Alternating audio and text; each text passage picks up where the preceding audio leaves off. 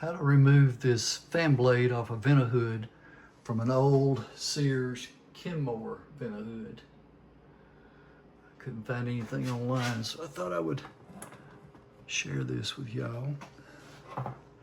There's a spring ring in the center hub around that motor shaft.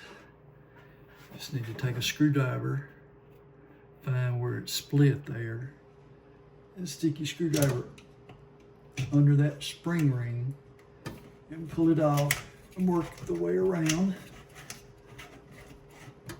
Of course, this will be more difficult mounted. I happen to have my vent hood out, cleaning it, and then it just slides off. If you'll note, there's a tab right there that has to be lined up with a certain slot for it to go onto this shaft correctly.